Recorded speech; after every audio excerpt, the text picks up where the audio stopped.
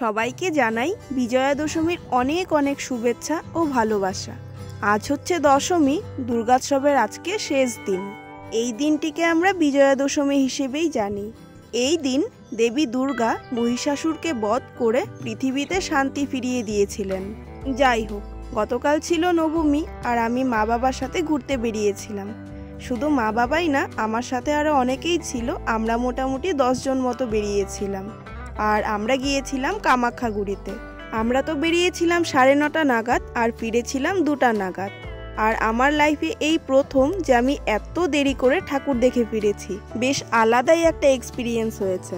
দেন অর্ধেক ঠাকুর দেখার পর তো সবার খিদে পেয়ে গিয়েছিল, তো সবাই মিলে আমরা খেয়ে নিয়েছিলাম এগ রোল। খাওয়া দাওয়া সেরে তো আমরা আবার ঠাকুর দেখতে বেরিয়েছিলাম। আমার সাথে গিয়েছিল তখন মা, বাবা, দিদি আর মামা, আর মাসি, বৌদি, আরও 2জন ছোট ছোট পুচকি ছিল। ওরা কিন্তু চলে এসেছিল বাড়িতে, ওদের প্রবলেম হচ্ছিল। তো যাই হোক, তারপর কিন্তু আমরা প্রায় 2টো নাগাদ ঠাকুর দেখে ফিরেছিলাম বাড়িতে।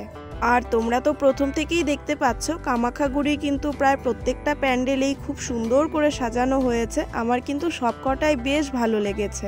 যেমন চৌরঙ্গি থেকে শুরু করে ধানহাটি, তারপর স্টেশন চৌপতি, হরিবাড়ি, মানে প্রত্যেকটা প্যান্ডেলই খুব সুন্দর করে সাজিয়েছে। আর আমার পার্সোনাল ওপিনিয়ন যদি জানতে চাও তাহলে আমি বলবো যে আমার স্টেশন চৌপতির প্যান্ডেলটা কিন্তু খুব ভালো লেগেছে। এই যে এখন যে প্যান্ডেলটা দেখতে পাচ্ছ সেটাই। এখানে কিন্তু পুরো প্যান্ডেলের কাজ বাঁশ দিয়ে করা হয়েছে আর এত সুন্দর লাগছিল ভিতর থেকে, মানে কি বলবো, একটা অসাধারণই একটা ফিলিংস হচ্ছিল। মনে হচ্ছিল যে আলাদাই কোনো একটা জায়গা, মানে আলাদাই একটা এক্সপিরিয়েন্স। আর প্রতিমাটাও ছিল খুব সুন্দর।